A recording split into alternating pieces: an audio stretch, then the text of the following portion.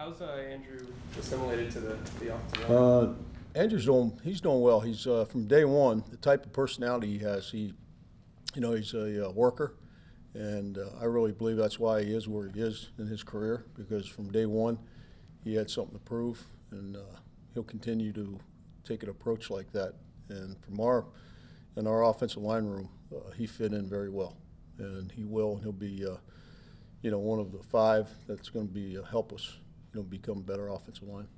What kind of input did you give Dave and Tom when you guys were sort of scouting him before free agency began? That's a good question. We after the season's over and we evaluate our team, we go on to free agents, and we all felt that Andrew was the best blocker out there, coming out of the free agency this year. So I'm very happy that the management decided to go after him, because I think he's really going to help us. Is he a beat your fist on the table kind of guy? In terms of, just like you for me, standing on the table? Right. Yeah, well, I don't stand on too many tables because the upper management tells me to get the hell off of it, from that standpoint. But, I really felt good about him, and the reason I felt good about him was because of where he came from. I knew him when he was a rookie in college, and, in the NFL, you're able to study other offensive lines, because of schemes, the people you're playing against. So I had an opportunity to see him from afar, not really studying him, but seeing him, how consistent he was, with the Panthers. What strides has Cam made from year one to? Well, he's making strides, and for the biggest stride he's making right now is in the weight room with Milo, and he knew that coming in.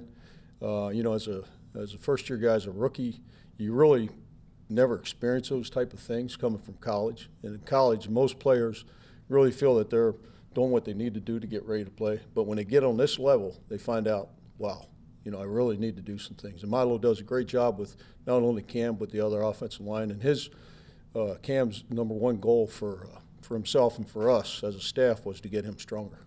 So what he did as a rookie, even more impressive when you consider all that? Well, it is. And that's a good question from the standpoint. I don't know, from a line coach, offensive line standpoint, you always expect them to play as well. You do have, in the back of your mind, he is a rookie, but that's no excuse. If he's good enough to go out there and play. And he did each week corrected the mistakes that he had from the prior week. And I think especially when you get a young player on the offensive line that's able to do that, you got something really going for yourself and for that player. What do you like about Will Richardson? He's a big man that is, again, a little bit, like Cam coming out of college, because his upper body strength isn't as developed as his lower body strength. And, I can't say enough about our strength program here. It really excites me to see where his potential is going to reach, once he gets, in the weight room with consistency and gets stronger. What kind of player is Josh Walker? He's still a little bit unknown to us because he came to us after training camp. And then, we're into 100 mile an hour in the season.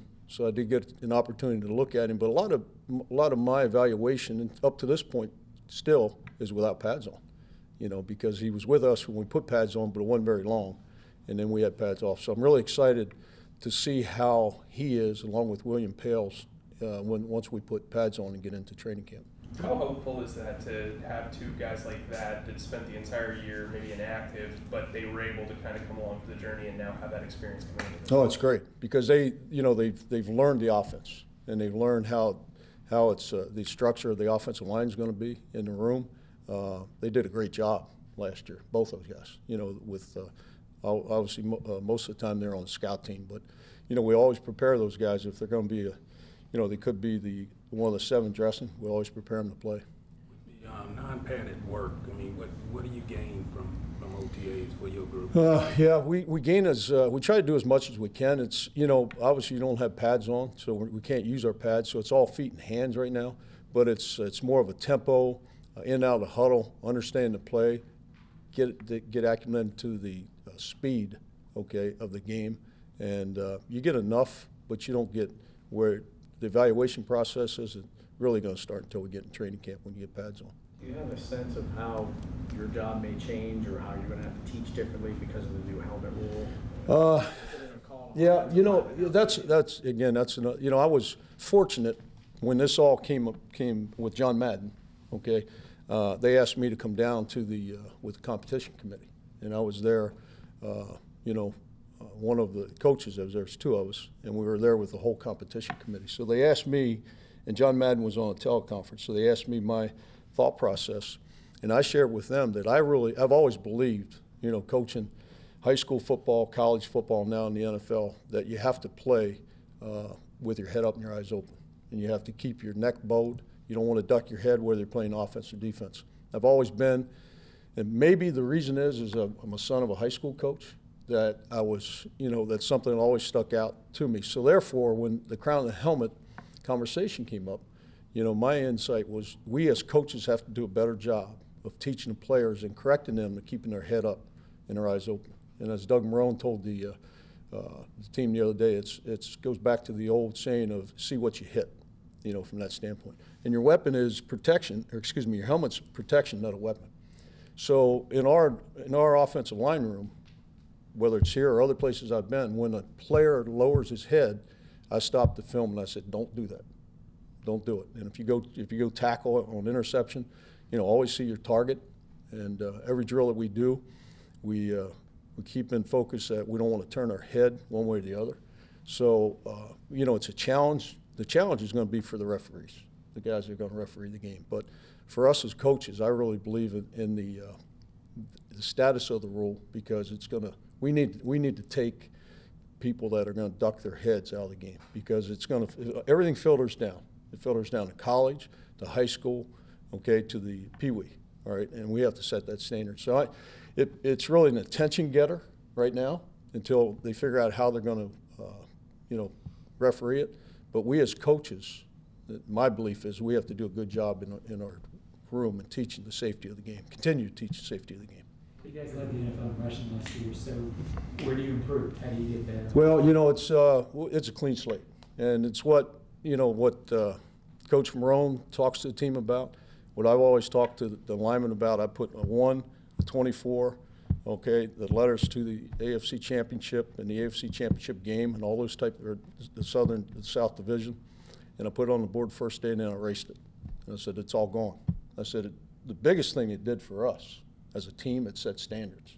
So that's our standard. Now, to be number one in the league in running the football, I've experienced it before in other places I was at, is that you have to continue, number one, to call the runs, as Coach Hackett has done. And number two, we can be so much better with our technique than what we were last year. And they're the things that we point out, to the offensive line. As far as working with Brandon, what was it like year one, and what will be the growth for him under you in year Brandon two? Linder? Linder, yes, sir.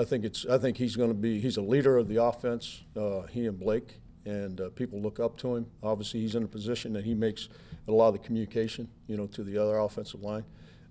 He's really serious about his job. He takes it very serious. He wants to be the person in the room that has answers to most of the questions, if anybody asks, and I think the transition is going to be a lot smoother this year, because he kind of, when you first come into a new situation, I've always told the offensive lines I coach with, you got to get to the point where you're going to trust what I say, and I'm going to trust what you say, And it's lip service in the beginning, because they don't know me, and I don't know them, all right? They'll find out about me because they'll ask other players, good, bad, or indifferent, But I have to find out what type of person they are, from that standpoint. Once I found out what type of person they were, and I have a rapport with them. And it's not a buddy-buddy rapport. It's just hey, at the end of the day, it's not whether you like what we're doing. It's you got to respect what we're doing.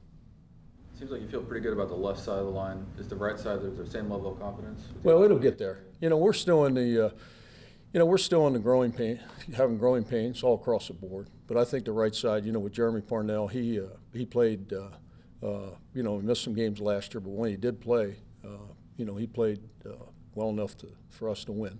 And I really see even a better year from him this year. And then the right guard spot will work itself out. We have, as you know, last year we had different lineups in there.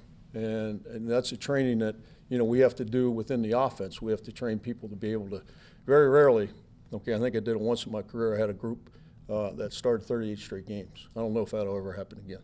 And that was something. We won a lot of games. But Last year we won a lot of games with a lot of different, combinations. And the important thing is when that guy, all right, when he steps in for somebody that can't play that week, okay, all right, we're not going to skip a beat.